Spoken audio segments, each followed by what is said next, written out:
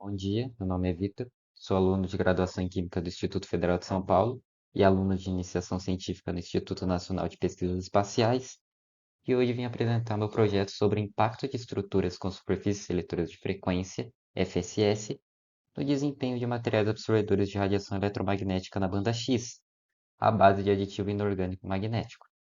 Bom, aqui temos o sumário que fala basicamente o que eu vou abordar ao longo da minha apresentação. Vamos começar pela introdução.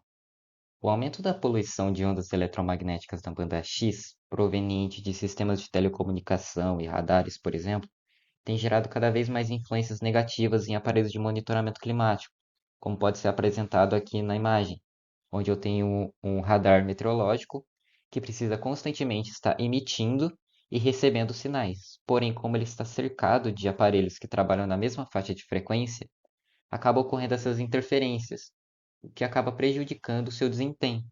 Então, para mitigar esses problemas, esse projeto explora o uso de materiais absorvedores de radiação eletromagnética com FSS, utilizando materiais aditivos inorgânicos, como a ferrocarbonila, por exemplo. Isso misturado a uma matriz dielétrica, que nesse caso vai ser o silicone. FSS são geometrias que ficam na superfície do seu material que selecionam determinadas faixas de frequência. No meu caso, é uma geometria que vai selecionar uma determinada faixa de frequência para absorver e vai deixar o restante passar. Os materiais. Com o auxílio de uma balança analítica, foi pesado o silicone e a ferrocarbonila, em proporções de 50, 60 e 70% em massa do silicone. Em seguida, foi adicionado o catalisador, que é 5% da massa do silicone também. Essa mistura foi colocada em um molde e então foi curada.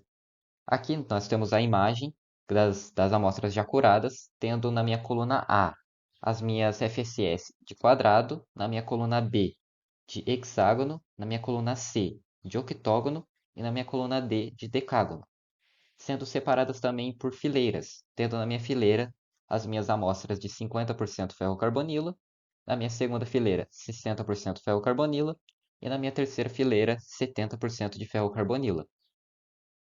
Com as amostras já curadas, elas tiveram o seu potencial de atenuação medidos no VNA, pelo ensaio de refletividade com o auxílio de um guia de ondas retangular da banda X. Aqui abaixo nós temos a imagem do VNA utilizado, do guia de ondas da banda X e uma imagem do ensaio de refletividade. Estes são meus resultados a partir do ensaio de refletividade. Aqui ao lado eu tenho uma tabela da equivalência da escala em decibéis para o percentual de absorção. Agora, analisando os gráficos, nota-se que meus melhores resultados estão presentes no gráfico de 70% de ferrocarbonila, onde eu tenho geometrias como o quadrado e o octógono, chegando próximos de menos 32 decibéis, que significa que eles estão absorvendo 99,93%.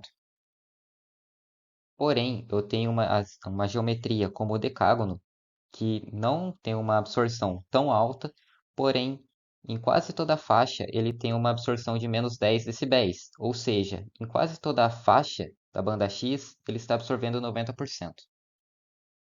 A partir dos dados apresentados, destaca-se o potencial do uso de aditivos inorgânicos combinados com as FSS em materiais absorvedores de radiação eletromagnética, e pode-se concluir, a partir dos gráficos, que a melhor proporção de ferrocarbonila é de 70% e que geometrias como o octógono e o quadrado alcançam níveis de atenuação próximos aos menos 32 decibéis, ou seja, 99,93% de atenuação.